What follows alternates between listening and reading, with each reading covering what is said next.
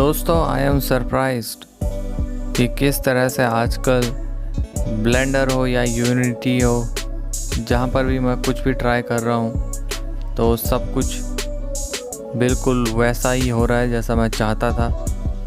तो यहाँ पर जैसा कि आप देख सकते हो, कल इस मॉडल का जो मैंने आप टाइम लैप्स डाला था उसके बारे में अगर मैं आपको बताऊं कि उसको बनाने में मेरे को कितना टाइम लगा, ये है वो। तो इसको बनाने में मुझे लगा था कुछ ऐसी 1.5 या 2 घंटे।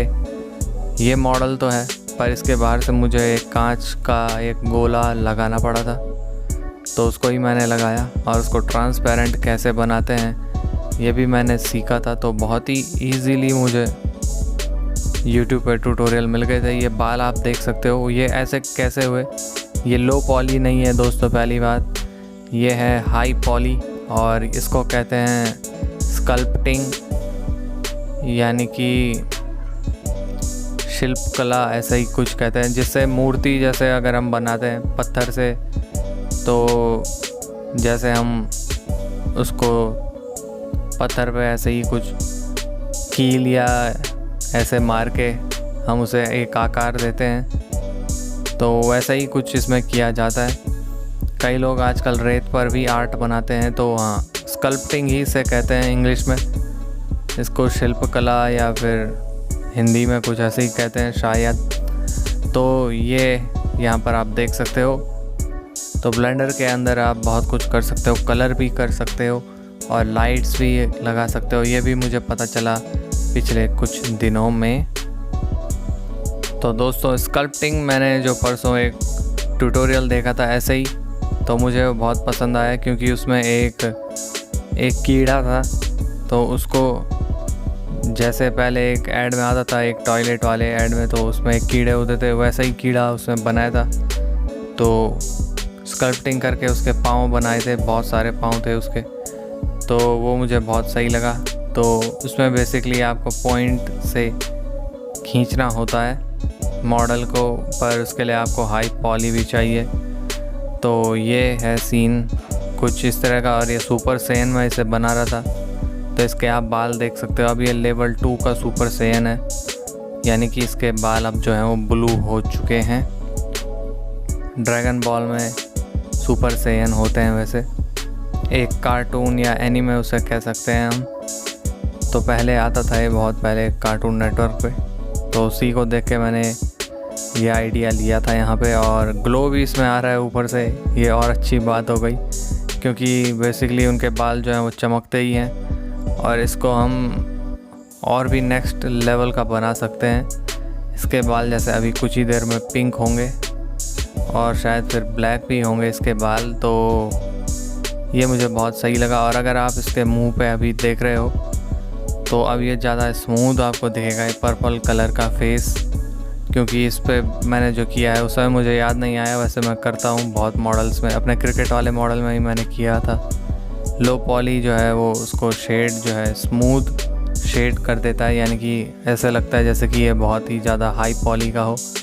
और अब यहाँ पे इसके बाल हो चुके हैं पिंक, यानी कि और भी ज़्यादा हाई लेवल का सुपर सैयन अब हमारे सामने पर है। तो जो पिक्सल की तरह थोड़ा सा दिख रहे थे यहाँ पे लो पॉली की वजह से इसका फेस, तो वो अभी जैसे ही मैंने शेड स्मूथ किया तो बिल्कुल ही ज़्यादा हाई हमें दिख रहा है। पर इसकी अच्छी बात यह है कि स्मूथ शेड के अंदर जो मेमोरी लेता है हमारा मॉडल, तो उतनी मेमोरी लेता है, बस ये बाहर से दिखाता है, पर असली में इसके अंदर लो पॉली होते हैं। तो ऐसा भी इसके अंदर ट्रिक्स होती हैं। और दोस्तों अभी मैं ये सोच रहा हूँ कि इस चैनल पे जैसे अगर मैं ब्लॉग डालता हूँ, तो क्योंकि इसी तरह के रोज़ इसमें मैं अपडेट डालता हूँ, तो इसे ब्लॉग की कैटेगरी में ही लिखते हैं। भले ये वैसे नहीं होते जैसे आजकल लोग ब्लॉग बनाते हैं। तो मैं सोच रहा हूँ कि अभी एक ट्यूटोरियल चैनल भी मैं इसे खोलूँ, तो उसके लिए मुझे अलग ही चैनल पे वो डालना पड़ेगा, क्योंकि YouTube का कुछ अपना एक सिस्टम होता है। तो अगर हम एक ही तरह की पोस्ट इसमें डाल रहे हैं तो हमें वैसी ही डालनी चाहिए।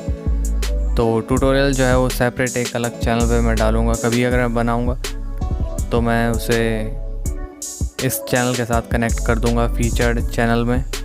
तो बेसिकली उनमें होगा ये कि यूनिटी और ब्लेंडर के ट्यूटोरियल मैं उसमें डालूँगा, बेसिक बिगिनर वाले, क्योंकि जो मुझे भी समझ में आते हैं तो वो बाकी लोगों को भी समझ में आ ही जाएंगे, क्योंकि अभी मैं उसने हाई लेवल का करता नहीं हूँ। तो ये आप देख सकते हो, अभी एक ही दिन मुझे हुआ था इसको सीखे हुए, और जैसे ही मैं सीखा तो उसको मैंने अप्लाई किया, और इसी से शायद हम जल्दी इसमें सीख सकते हैं। ज़्यादातर प्रो लोग तो यही कहते हैं। और ये बाहर से कांच का गोला, ये मैंने सोचा था इसको बनाने में बहुत ही ज़्यादा आफत आएगी, पर कुछ ट्रिक्स हैं, कुछ स्टेप्स हैं इसके, वो याद हमें रखने पड़ते हैं। ये कैसे किया मैंने, अगर आपको जानना है तो मैं उन ट्यूटोरियल के लिंक दे दूँगा। और ये लाइट, ट्यूब लाइट भी मैंने इस पर जोड़ दी है, तो ये दिख रहा है यहाँ पे, तो रिफ्लेक्शन भी इसमें दिख रहे हैं। RTX टाइप का सीन हो रहा है दोस्तों यहाँ पे।